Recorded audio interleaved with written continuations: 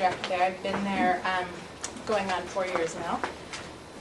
For those of you who do not know, Corvallis Community Children's Center actually started in 1968 at our Monroe Center at the United Methodist Church. In 1993, we went together with the city of Corvallis, and they built our Lancaster Center.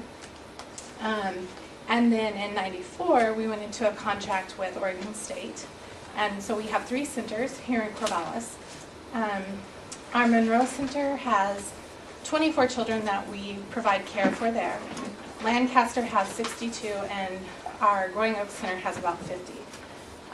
What we are asking for is to assist parents who are going to school. And the reason that we've kind of focused on that is because we have seen the change in DHS, where DHS no longer, if a parent goes to school, they lose their funding. And we have seen parents who have come in and they've been in care with us and they go back to school, and all of a sudden they don't have assistance with childcare. And the way that many of them get assistance is they take out student loans to pay for their child care in order to better themselves and get a better. And we have those who are working minimum wage jobs and are getting assistance from DHS, but we see them in this cycle where they are going to always need assistance. And to me, the best thing is for those who are going to school trying to better themselves so that they can be self-supportive.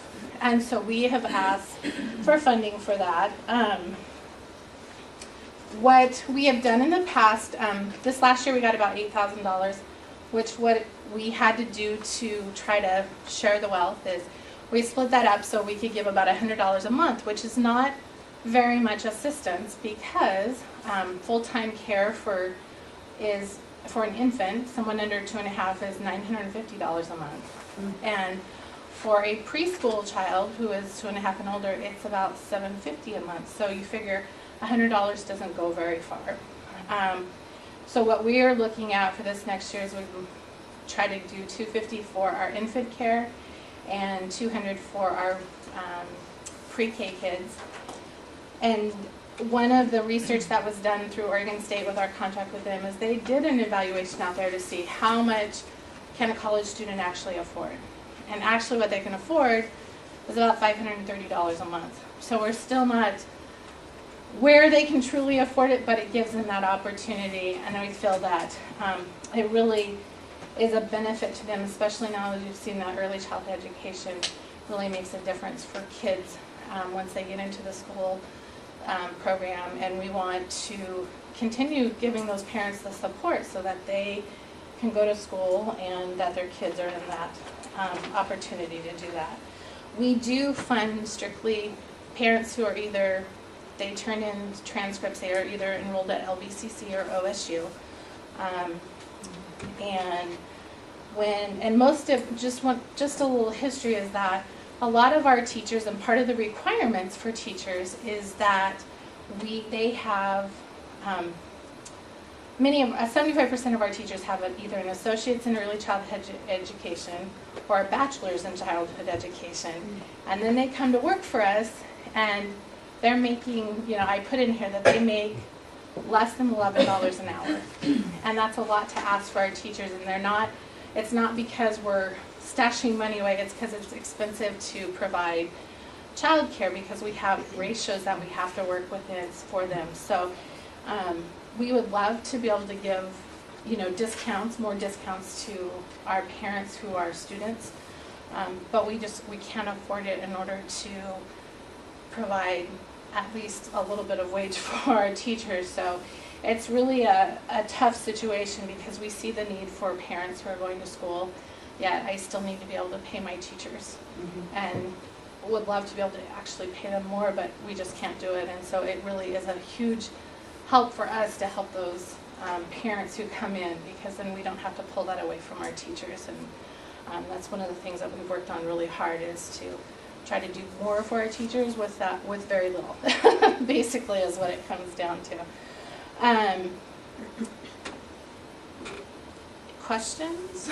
Where are your 3 locations specifically located? So we have one on Lancaster, Lancaster. Conifer and Lancaster, so I guess that's considered Northtown, Okay. kind of by the hospital. Okay. The other one is on 11th and Monroe, Mhm. and the other one is off of 35th and Jefferson. What are your requirements for your teachers? Are they just over 18, or are they college degrees, or what is it? We try really hard to hire our teachers in our classroom to have at least an associate's degree or at least have credits in there. Then we look for at least 15 credits in early childhood education from LBCC, OSU. And with that, they are required every year to do 15 hours of continuing education. That's what I was thinking. That's why I asked. Is that Yeah. part of it? Having 3 buildings, I mean, do you pay for those buildings? We pay for our Monroe, the other 2 we don't. The challenge with Lancaster is that Lancaster is kind of deeded to us as long as we do childcare in it from the city. But we're responsible for all the upkeep of it. And it has a lot of needs when it comes to the building. This may be a tougher question, and you don't have to answer it, but what would, for comparison, your teachers are making under $11 an hour or something. For comparison, what's say your second highest paid employee making? Are we on teachers, teacher-wise? Just second highest paid in the organization. Our site directors would be our second highest, and they make around $12.80 an hour. Their salary, but if you piece it out, that's what it comes out to Sure. be. Okay. Parents that you give scholarships to, do they need to be enrolled full-time or part-time with these, with the LBCC or OSU? We look at the ones in full-time first, and all of them have always been full-time, but we start with the full-times and go down from there. We ask that they have at least a minimum of 8 credits that they're taking and then we will adjust depending upon. That's why it's kind of hard to say we help this many kids, because if we have a family who's only taking 1 credit, we might only give them a $50 credit for their. So you consider 8 credits full-time?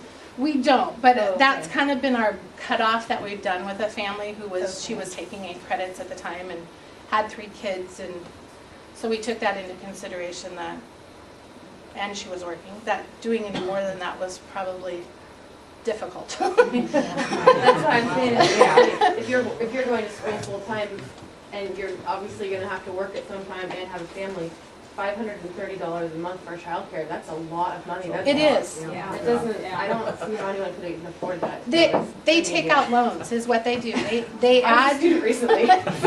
they add to their school loans is what they do, and it's sad to see her do that. But we have one family that's been with us for several years now, and she is a year away from graduating with her bachelor's degree, and we've watched her progress from being a working mom to being a student to getting assistance through us. And so it's been quite the process to see how her life has changed and where she's going, and she's doing really well in school. So it's neat to see us helping somebody do that and knowing that her plan is to give back. And so that's the thing is that we're looking at is that she can give back to her community. Would this operate without this money? Would people just be paying you for the service, or is that how it works? It does. Okay. And what happens is we've seen this too, is that we've seen families not be able to afford it. So they pull their children and they piece it together to be, to try to go, or they, like I said, they add to their loan. Time for one more question, anybody? We're so good. See, you covered everything. No more questions.